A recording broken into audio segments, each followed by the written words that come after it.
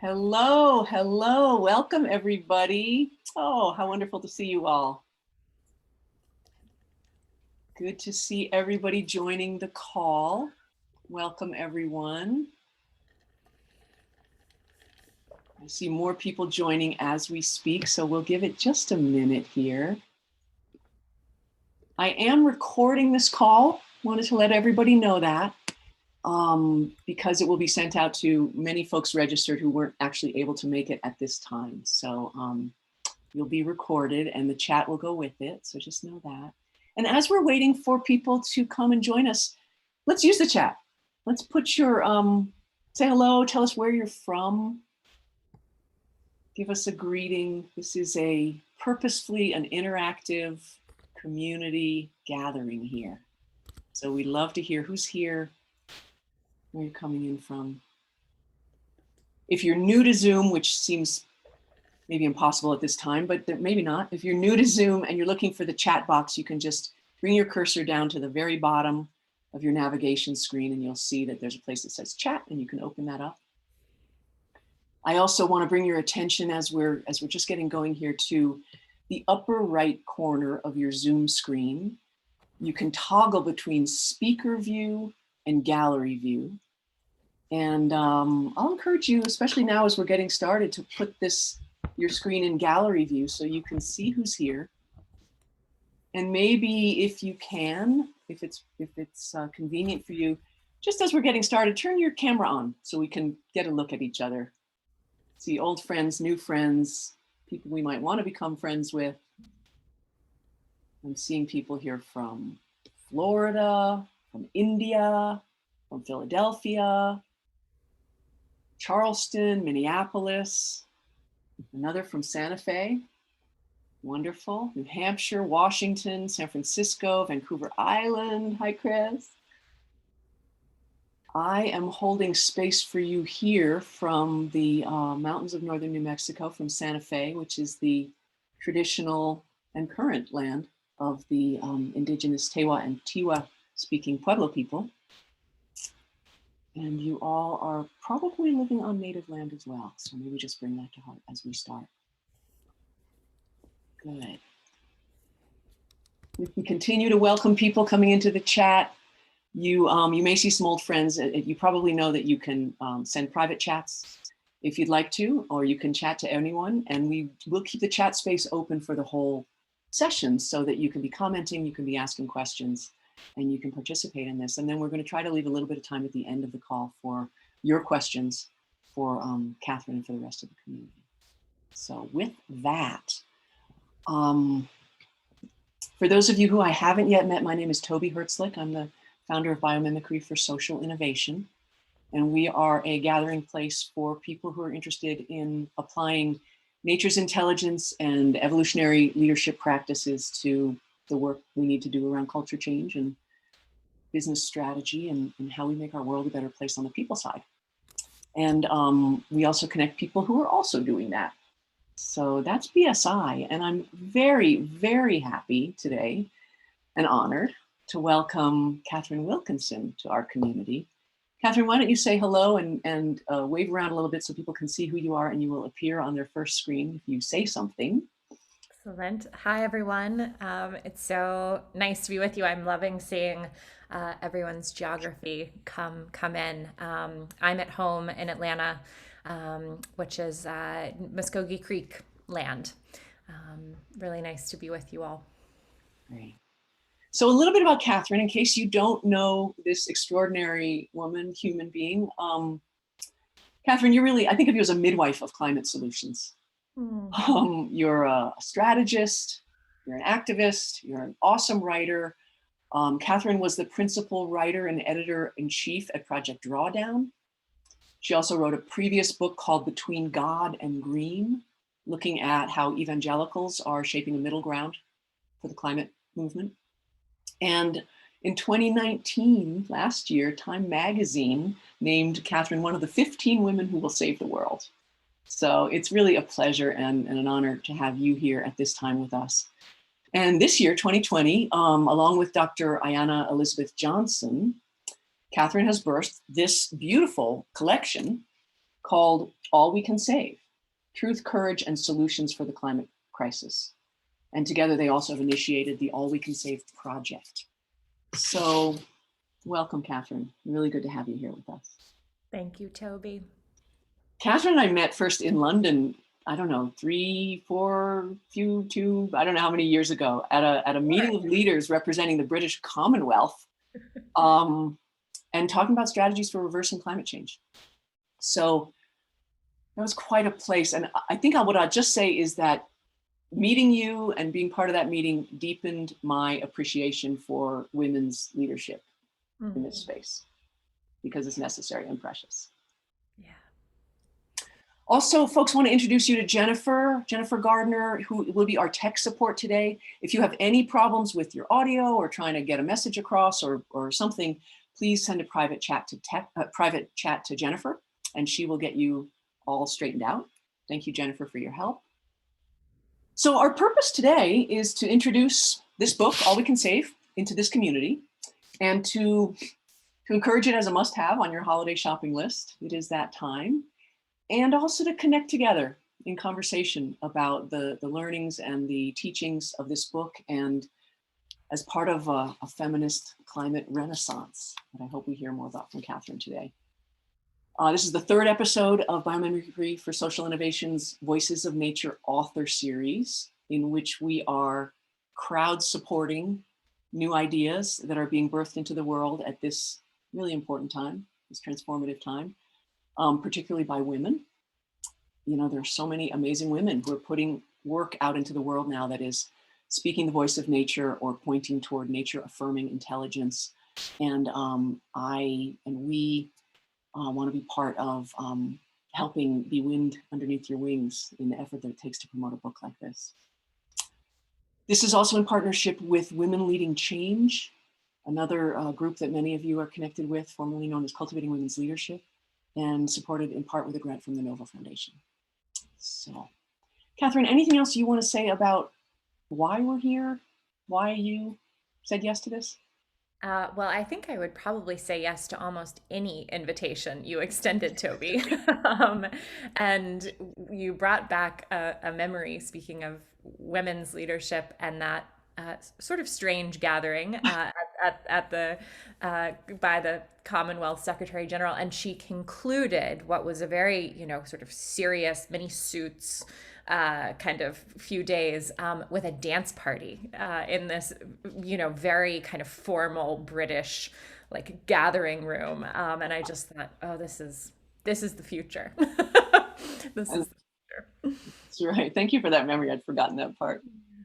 So let's embark in some conversation together. First, Katharine, tell us a little bit about you. Clearly, you're very accomplished. You've been working in this space for quite a while. Can you just tell us a little bit about the central threads in your life that have led to you compiling this collection about women's writings on the climate crisis? Sure. Well, I think in so many ways, sort of the roots of my journey and this work lie in Western North Carolina, in Pisgah Forest to be specific, where I spent a semester in high school living in the woods with 25 kids at a wonderful place called the Outdoor Academy.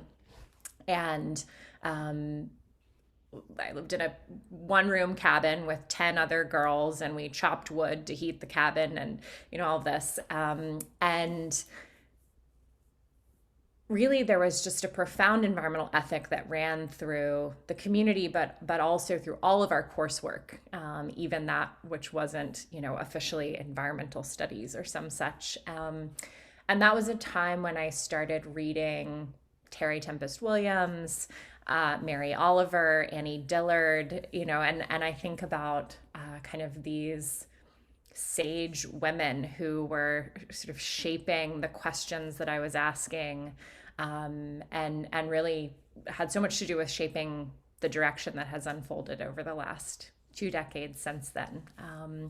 And that has taken me from academia to big NGOs, little NGOs, a very frustrating stint in business, kind of zigzagging my way, really trying to figure out kind of the right place within this ecosystem of transformation that we're all a part of.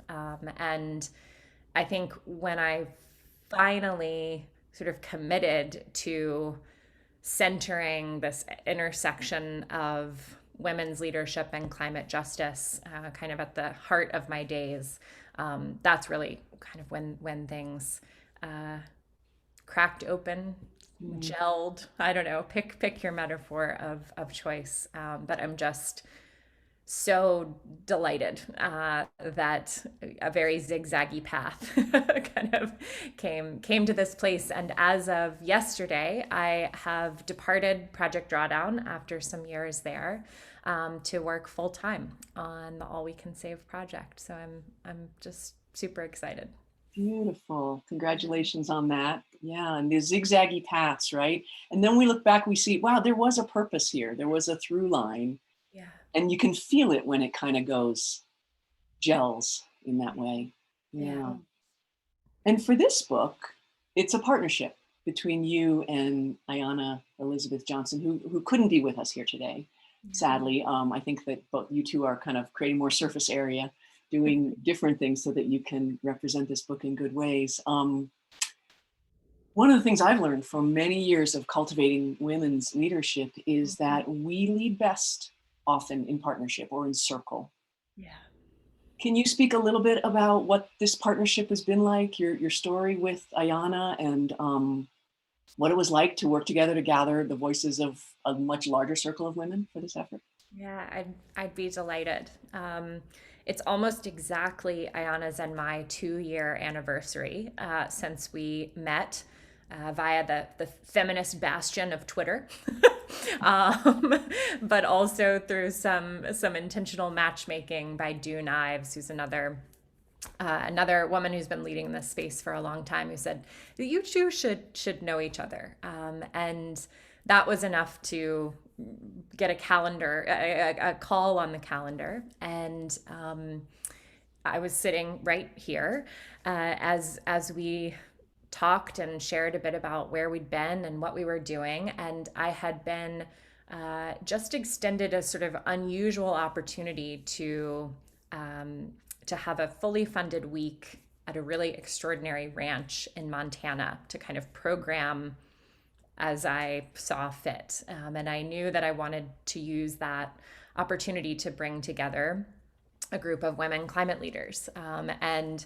I shared that with Ayanna, and Ayanna being Ayanna, she was like, I would totally be into working on that with you, to curating that with you, to leading that with you. And I was like, great. So we sort of immediately jumped into collaboration. And I look back now and think how incredibly fortunate it was that opportunity was on the table. And we fired up on that call, fired up a spreadsheet called Women Solving Climate on a Ranch in Montana. And massive spreadsheets have been a theme in our collaboration. And that was sort of the first project, kind of midway through planning for that. The intention of this book was born, as well as the intention of what has now been named the All We Can Save project. And so it's just been this kind of beautiful unfolding. And I so agree, Toby, with what you said around, sort of leading best in partnership and in circle. And I have never in my life had a working collaboration as rich as this one. Ayanna is brilliant and one of the hardest workers I have ever seen up close and personal. And it's been such a wonderful experience to really just feel ego kind of totally out of the mix, to be so delighted in one another's strengths, to share in those, and just to feel such a profound sense of trust. And with this book, we really wanted to create an opportunity to amplify, sadly, not enough of, but a really representative kind of cross section of voices, of women who are doing really incredible work in this space, and that kind of focus on community building, and collectively lifting one another up, is really, that's kind of the, I don't know, that's sort of the soil that our relationship grew out of. Lovely, beautiful. Um, I'm let me ask the group, let's talk about the book itself a little bit. Sure. Maybe give a nod or a thumbs up, folks who already have this book or have read it or are reading it. Great. If this were a signing, people would be having you sign it because it's already in their hands, reading it now. Great. Um, Terrific. And now I'm going to put back, in fact, if you haven't yet, you might want to pin Katharine on your first screen or go to speaker view so you can see her beautiful face filling your screen as I am. Got it on hold at the library. Awesome, Claire. So let's talk about this book that you and Ayana wove together. All We Can Save, which you write the title is inspired by an Adrienne Rich poem from the 70s. Yeah. Called Natural Resources, in which she wrote, "My heart is moved by all I cannot save." Yeah. And you are calling it All We Can Save. Yeah. So tell us a little bit about that. Yeah. That closing stanza continues. My heart is moved by all I cannot save. So much has been destroyed. I have to cast my lot with those who age after age, perversely, with no extraordinary power, reconstitute the world.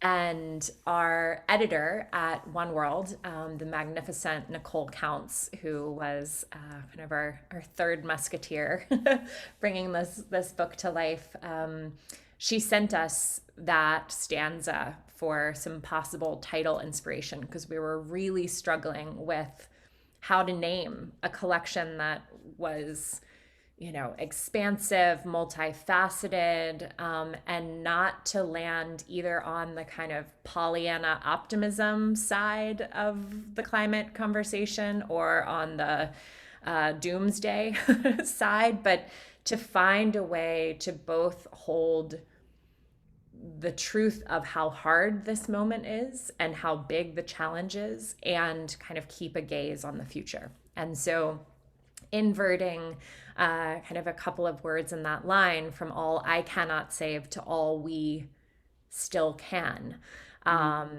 just sort of unlocked the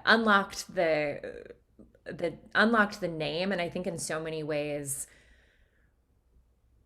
kind of put just a smattering of words on really what this book is about. And the subtitle, we were also very intentional about: truth, courage, and solutions. Those three words were chosen with a great deal of intention, because we really think that that is the trifecta that we need, right? We need robust science and understanding, and we need courageous hearts coming together, and it's going to take some solutions of all different stripes. And what you see in these pages, I think, is it's a lot more of the solutions that are about mending and tending and nurturing than it is, like fixing and Elon Musking our way out of this. And that was really sort of wonderful to see emerge kind of as this quilt came together. I think real quilters have a total plan from the beginning. Our quilt was a little more like, well, we've got that great polka dot, so let's then bring in some checkered, and a nice plaid or flannel could be good. A little more emergent, probably how nature would work, actually. A little more emergent. Yeah. Interesting to me that the title does not say anything about women authors. Yeah. Was that deliberate as well? We talked a lot about that, and ultimately we decided that including that in the title would probably dissuade certain men from reading the book, and probably wouldn't actually pull in any additional readers or interest. And we also made that choice because while all of the contributors to this collection happen to identify as women, um, they're not writing about being women, right? They're just writing about the work that they do in this space and in this movement, and that happens to be from the perspective of being women. But we wanted to make sure that we were sort of speaking to the expansiveness of the collection, and not having folks think, oh well, this is just going to be, sort of a bunch of feminist rantings about climate change. And perhaps there are some feminist rantings in here, but it's more multifaceted than that. Well, yeah, I would call it a very feminist book, but Yeah. not feminist rantings. Yeah.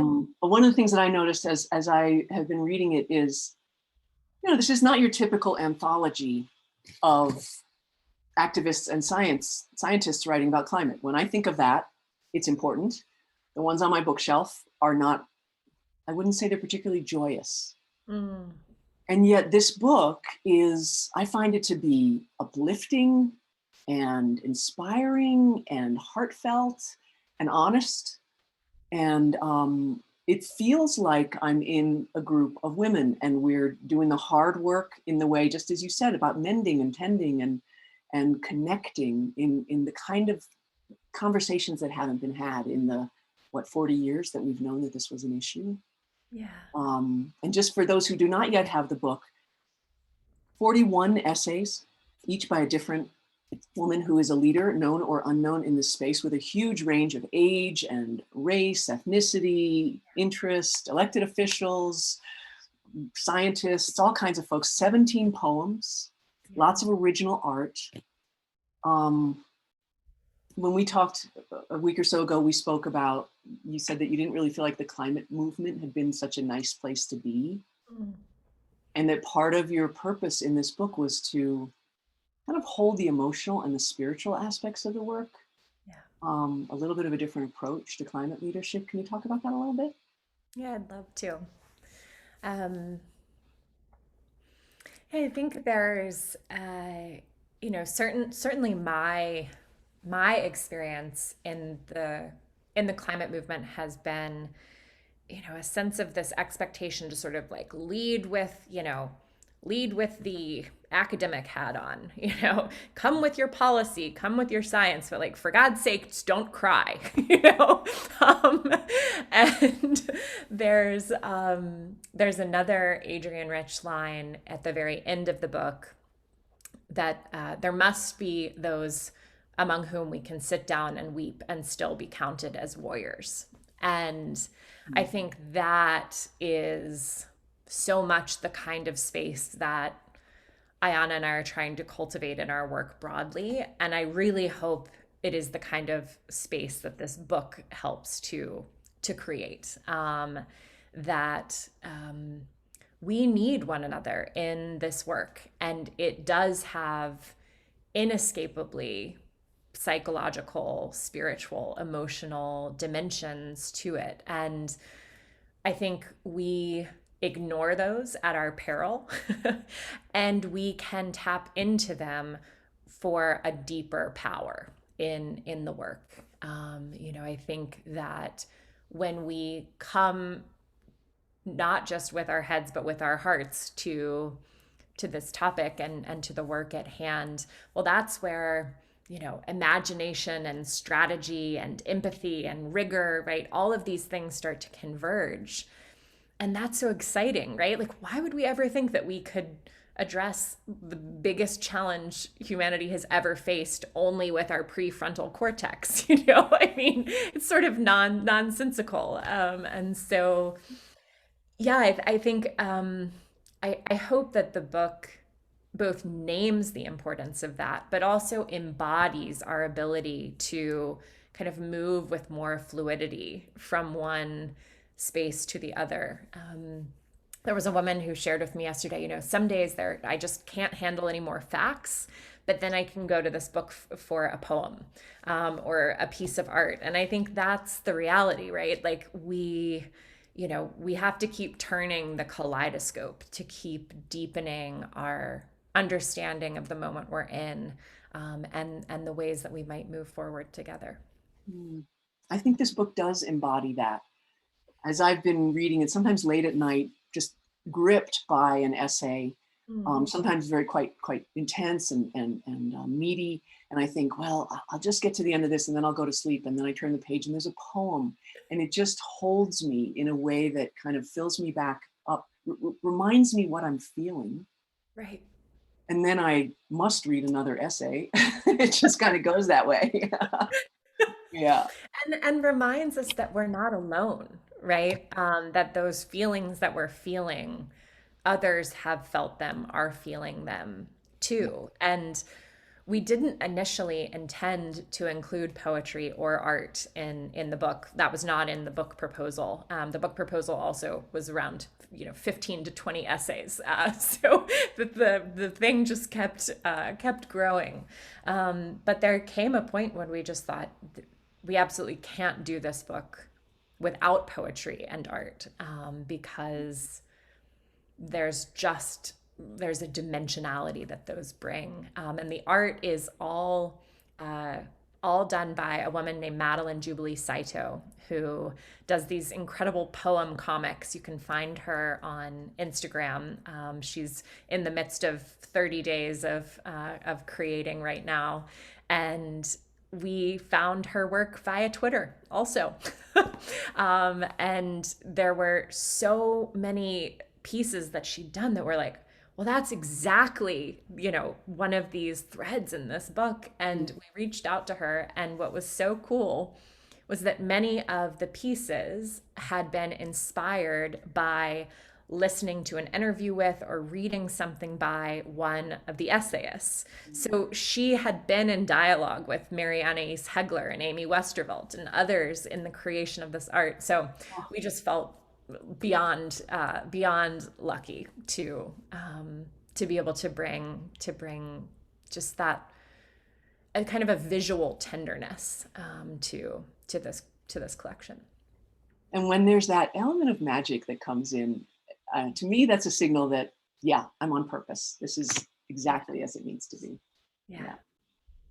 You've been talking a lot about others' writings, and I just want to say that you and Ayana's parts of this book, as small as they are, because I know your main job was midwife and weaver and calling in to the community, but your writing is extraordinary. And do you mind if I read some of your words out loud in this? It's always funny to hear it from somebody else, but this is in your introductory framing, which you titled Begin. And you talk a little bit about the shifts that you're seeing in climate leadership. And I'm going to jump around a little bit here. Forgive me for not reading the full paragraph of each one, but I just want to kind of bring some of these points forward. This is in the opening section, page XIX. You say, look around and you will see on the rise climate leadership that is more characteristically feminine and more faithfully feminist, rooted in compassion, connection, creativity, and collaboration. There is a renaissance blooming in the climate movement, and it has a few important characteristics. First, there's a clear focus on making change rather than being in charge. And you go on, we see women and girls moving beyond ego, competition, and control. We see joyful following where wise leadership appears, joining instead of duplicating, giving one another credit, sharing resources, passing the mic, and celebrating one another's successes. It is shine theory in practice. Second, there's a commitment to responding to the climate crisis in ways that heal systemic injustices rather than deepen them. Equity is not secondary to survival, as some suggest. It is survival. Third, there's an appreciation for heart-centered, not just head-centered leadership. We see women and girls bringing their whole selves to this movement. Fear, grief, fiery courage, racking uncertainty, all of it. and doing the inner work that often precedes effecting change. Fourth, and perhaps most important, there is a recognition that building community is a requisite foundation for building a better world. I don't even want to stop reading because your words are so good, but I think this is really when I read that again, I thought, yeah, this is the key ingredients of this beautiful feast you've made. Yeah. Thank you for reading that. And it is so interesting actually to just try to unpack kind of what is different about the way that so many women are leading in this movement. And what's been sort of fun is that I have been sharing those four qualities of feminine and feminist climate leadership.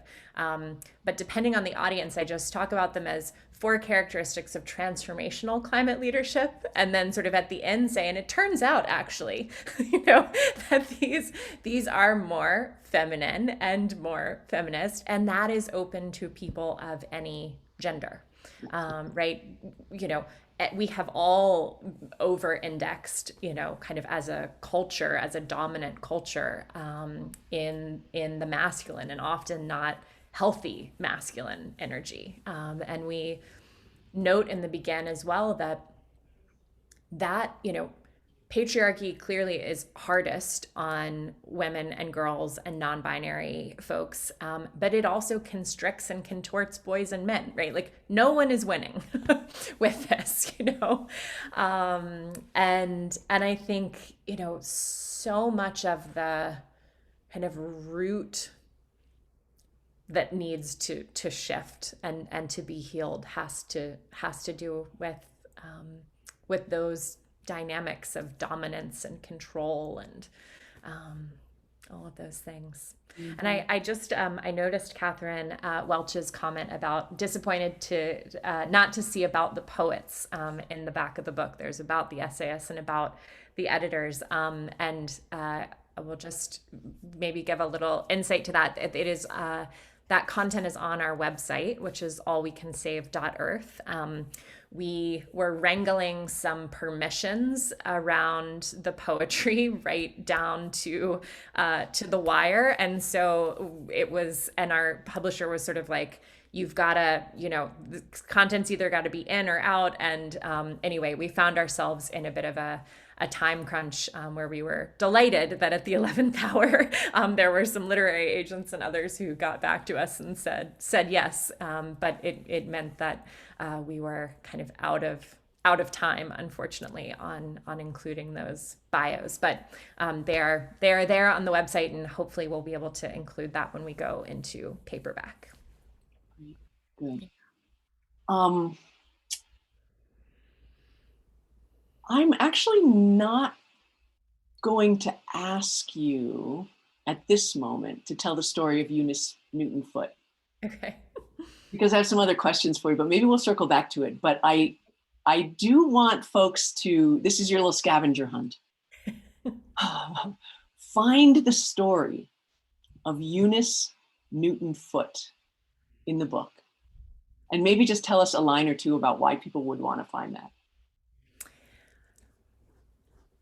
Well, we imagine her saying back in the 19th century, I literally just said that, dude.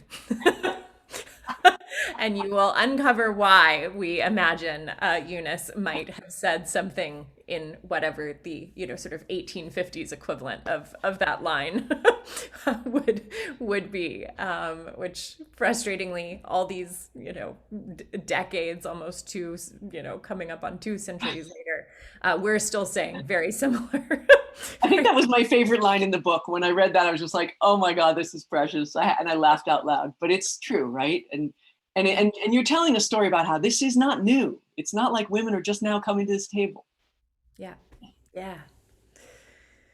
And I will let you uncover it. But the interesting thing also that we know about Eunice and her story tells us that kind of climate leadership and feminism have sat together from the very beginning, which was also quite cool. Mm-hmm. Yeah. Mm-hmm. Good.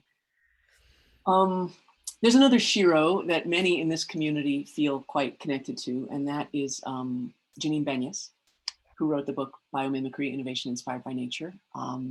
Many of us in this group are connected with her, and she has an essay earlier in the book called Reciprocity.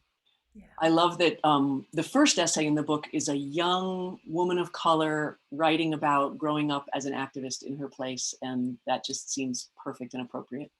And then the next essay is Janine's book about reciprocity, where she writes about community in the natural world and about nature's mutualisms, kind of as inspiration for our own. You know, this whole book feels like a mutualism to me. And I'm wondering if there's anything that you could say about that essay that contributed to your thinking, or why you put it where you do. Mm. I am just so delighted that that essay is in the collection. Some probably know that Janine has been on a writing sabbatical, and so getting in touch with her to find out if she would be willing to this was a previously published essay, to see if she would be willing to revisit it and include it here, was a bit of a feat. So we were extremely excited when that came to be. And I think, you know, it's in that first section of the book, which is called Root, which is really about grounding ourselves as readers of this collection in some fundamental truths, right? The truth part of the truth, courage, and solutions that, you know, kind of anchor so many of the threads that then connect through. And those ideas of community and cooperation and collaboration and mutualism, and that those dynamics get stronger under challenging circumstances, right? That I think is one of the incredible insights that Janine highlights in that piece.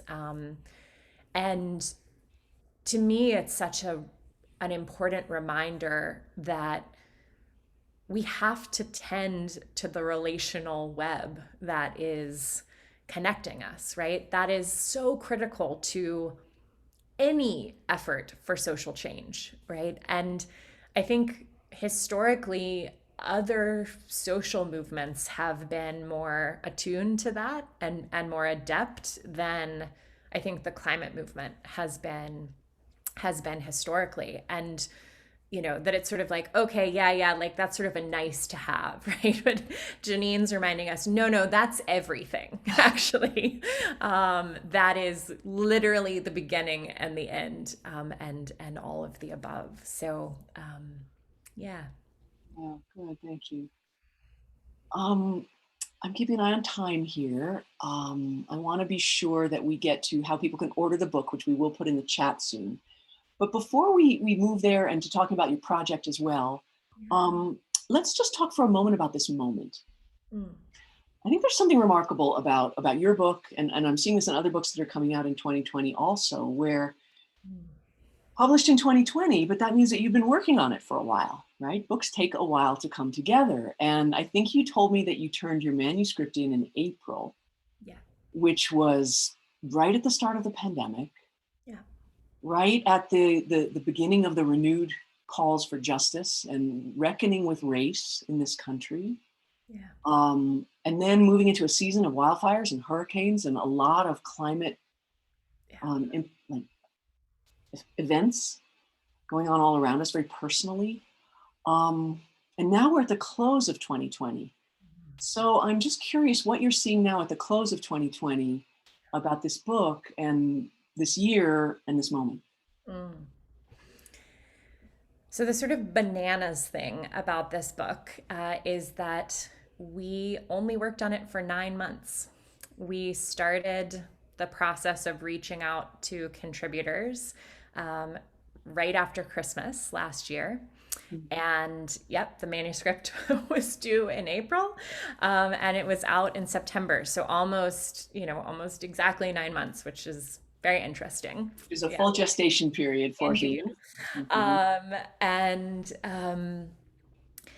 and we were nervous actually when we got the kind of manuscript in layout back, I guess in late May or June must have been June, to review, for last edits and these sorts of things. Like, would the book still meet the moment?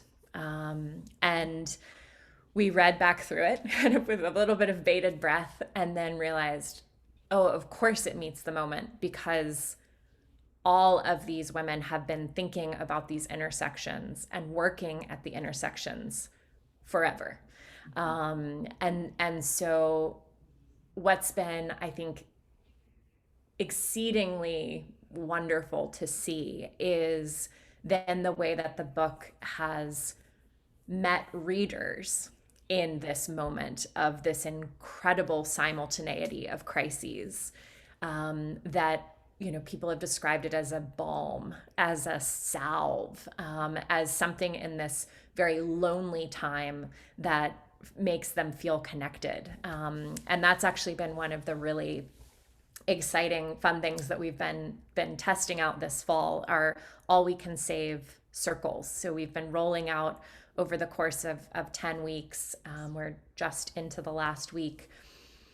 Really sort of light touch conversation guides for people to get together to do the kind of community building that we know folks are so hungry for, and to find space for that deeper and more generous dialogue, that can often be missing in the sort of debates and the facting at this and that.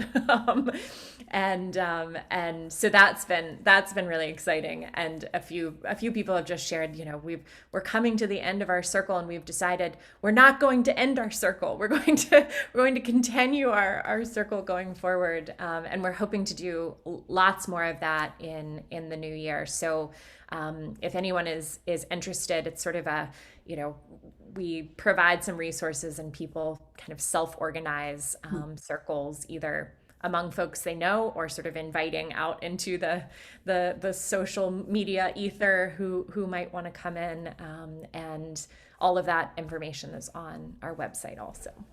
Beautiful. And Jen, maybe you can put that link up, the one that has all we can save circles, so people can have that. So if I'm understanding this correctly, these are self-organized network nodes that people put together themselves. And then it's like a book club, only you're also supporting it with some conversation prompts and some things to think about. So they are connected to a larger, perhaps global community that's doing this at the same time. Yeah, exactly. Will you be starting another round early in 2021? We hope so. We hope this will end up in in lots of holiday gift boxes and stockings and whatnot. I hope so too. Yeah. And I think you're right, Toby, about we're in this. It feels like a real transitional moment. I mean, of course, in terms of our national politics, but astrologically, we're in a really profound shifting moment. I feel like every time I turn around, there's another woman who's kind of coming into greater alignment with the work that she knows she's really meant to do in the world. And that just feels electric. I mean, it just feels so exciting. Like there's just so much possibility that's coming to be. Beautiful. Yeah. So Jen is putting these links up. Jen, the one with the book got a little weird with bullets. Can you just put the link for how to order the book? I think it's coming. All We Can Save, www.allwecansave.earth. There's also an audiobook available. Yes. Oh yeah, the audiobook is quite amazing. This is also a great Ayana story. When we found out that there was going to be an audiobook, and they were just, they were going to cast sort of a collection of narrators, and Ayana said, "Can you give me a week? I'm going to cast celebrities to read this book." And I thought, are you bananas? I mean, like, okay. And the next thing I knew, she was like, Jane Fonda's in, Julia Louis-Dreyfus is in, Alana Glazer's in, America Ferrera's in, and so this incredible lineup of, just wildly talented women are give the book voice. So the audiobook is quite a fun journey too. There's a great part where I think it's at the beginning of Gina McCarthy's essay, and Julie Louis-Dreyfus is reading it, and she says, da da da by Gina McCarthy, read by me, and by me I mean Julia Louis-Dreyfus. There's kind of a fun spunk to it as well. Oh, awesome. Well, that sounds great. So again, the circle comes together, the circle of women's voices at yet another level.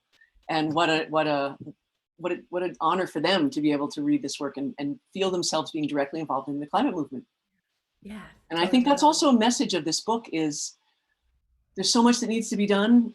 Everybody's passion can be part of this. Absolutely. Yeah. Yeah. Yeah. We need it all. We need all the superpowers. I'm just also noticing Joy's question about 500 women scientists, and the short answer is yes. Jane Zelikova, who's one of the co-founders and co-directors of 500 Women Scientists, has a wonderful piece about soil and we beasties that's in the Nourish section of the book, and yeah, it's on our kind of on our to scheme list, what we might do together in the new year. Thank you, Joy, for kicking us off with some questions. I think we could take another few minutes to gather some questions or some comments from the group. There are a bunch of us on this call, so please be conscious of that when you speak. And I think because there are a bunch of us, let's raise your hand if you'd like to ask a question of Katharine. And the way you do that, again, is you bring your cursor down to the very bottom navigation bar, and there's a place that says participants. And when you click on that, you'll see your own name. And if you have a question, when you go to your own name, let me see, I think if you hover over your name, there's something that says, oh no, you have a different screen than I do. Someplace on there, it's easy to raise your hand. Hey, Toad. Yeah. I think that Lou has a question. Great. Lou, can you unmute yourself and maybe even let us see you and share your question?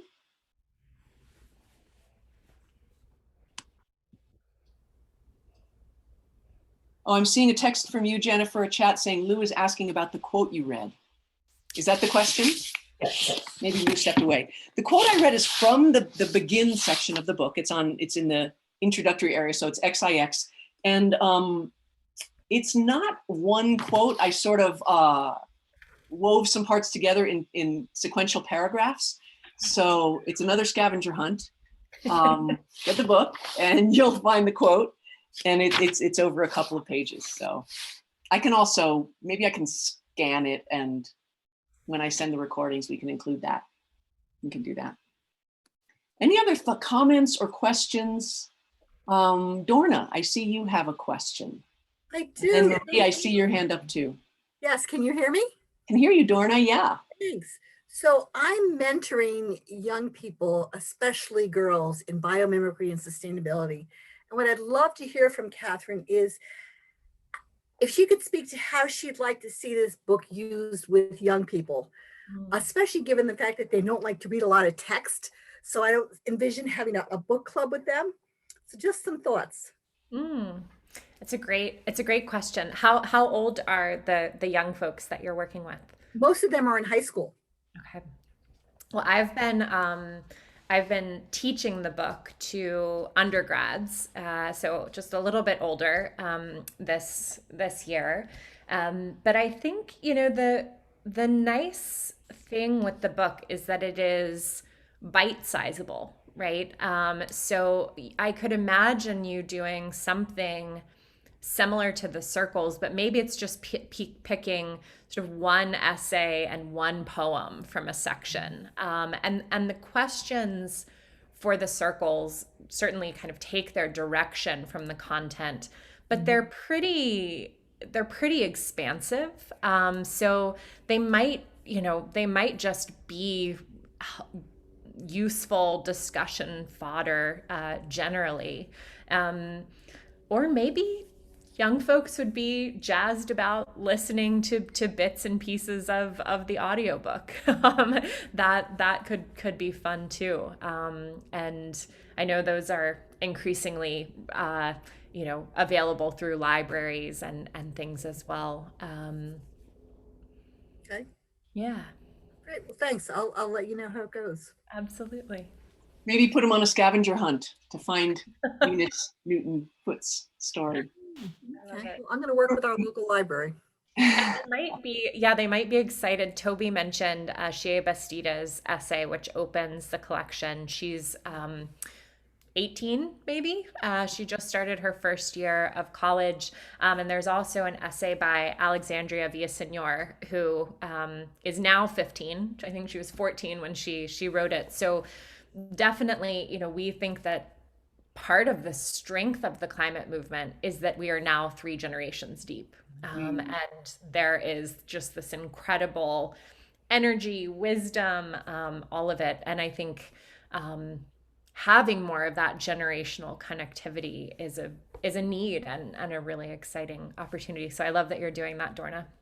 Thanks. And Marie, I did see your hand up, and now I saw you in the chat. So yes, please unmute yourself. I guess you are. And Sure.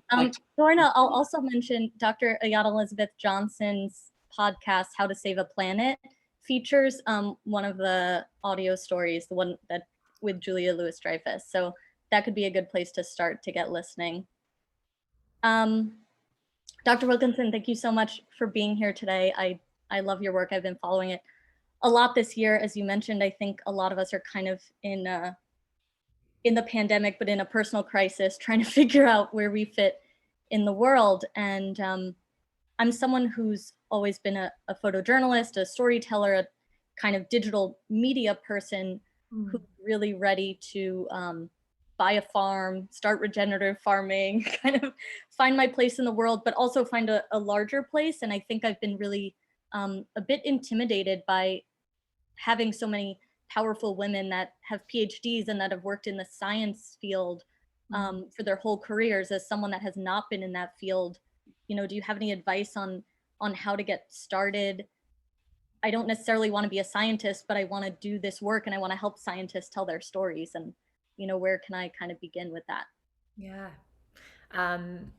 Marie, thank you for that question. And I don't think that we have a science challenge on our hands anymore, but I think we have an enormous communication and storytelling challenge on our hands. There are a couple pieces actually in the collection that speak to this. One by Fabiana Rodriguez, who's a visual artist, that is a letter to the climate movement about the importance of cultural strategies. There might be some inspiration there. And then Kendra Pierre-Lewis, who's a journalist, did a wonderful essay called Wakanda Doesn't Have Suburbs, which is about kind of the dearth of stories about a future that we do want, right? We have loads of apocalyptic stories in popular culture, but she points to Black Panther as kind of one of the only films that we have that sort of gives us a vision of what we might want to create rather than what we want to avoid. And I'll just also say on the PhD piece, I think it's a real problem for the movement that this topic of climate change has kind of become this like domain of experts. That's like, it does, I think, sometimes feel like if you don't have 3 PhDs and a PowerPoint deck and a speechwriter, right? Like, how do you even begin? And so I think, part of that is just sort of claiming that, all you need to be a critical part of this conversation and this work is to be human, to be alive on the planet in this moment. And we need every set of superpowers, and spending time doing a PhD sent me into like such a deep depression that I kind of stepped away from climate for a few years. So I certainly don't think that that is, you know, a necessary or even sometimes a particularly generative path. And, you know, I think I would sort of start with the network that you can reach, you know, of folks that you might begin kind of dabbling in collaboration with, and see where that goes. That's sort of the only thing that's really ever worked for me. You know, kind of an emergence, as Toby has named. I wish that there was kind of a good recipe, but I'm not sure that there is, because I think we're still figuring so much of this out. Thank you, Katharine. I'm aware we're nearing the top of the hour. Claire, I see your hand up. I just want to make a few plugs before we get to the top of the hour. Many folks have to jump. Again, please, let's put the order of the book in the chat again. You know, it's a big, thick book.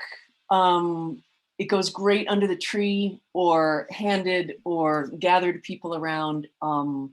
If holiday gift giving isn't your thing, it's something that can welcome us into the new year. Let's have today and the next week be an uptick in book sales to really support Katharine and Ayana's work. I also want to just mention that Ayana couldn't be here with us today, but she is going to be speaking at Bioneers on one of the Saturday morning sessions. I think it's December 12th. And Bioneers is all online this year. And I've been in touch with Nina Simons, who said, please tell folks that they can come and be part of the whole conference or see Ayana. There is a fee for the conference, but she said if money is a challenge, you can apply for a scholarship, and pretty much by applying, you can get a scholarship of some sort. There's also a sliding scale. So really just want to encourage you to participate in that event as well, and particularly Ayana's session on Saturday morning, December 12th. I also just want to put out, since it is holiday shopping, for those of you who don't yet have but might be interested, I haven't done a big push about the Life's Principles leadership cards this year, but if you'd like to order these as stocking stuffers or small gifts, you can order those from my website or directly from, maybe you can put that up, Jen. There it is, lplcards.org, where you can get a little biomimicry learning and some help translating the natural world into leadership practices for your work. Katharine's book is on Audible, the audio book.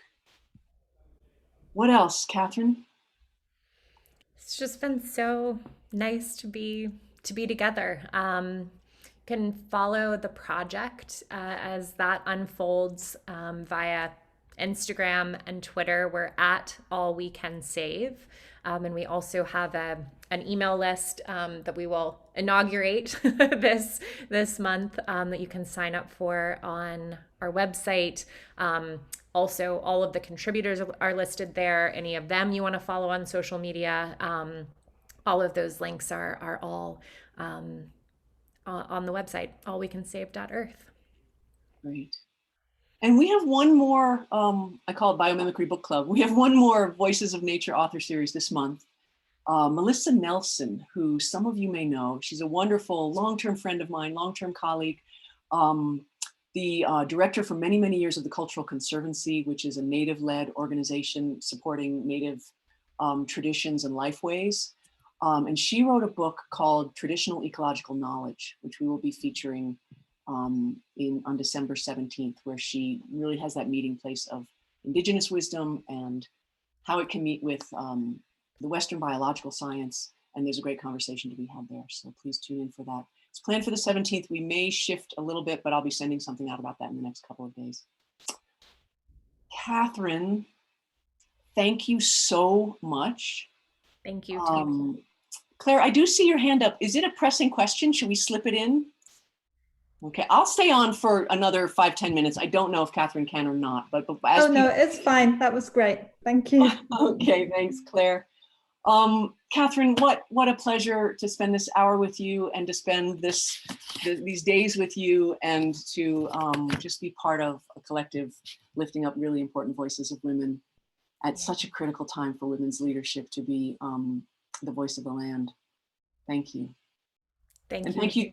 thank you to everybody who's come and been part of this, and the 50 or so folks that will be interacting with us when you get the recording. Please pass this wisdom far and wide.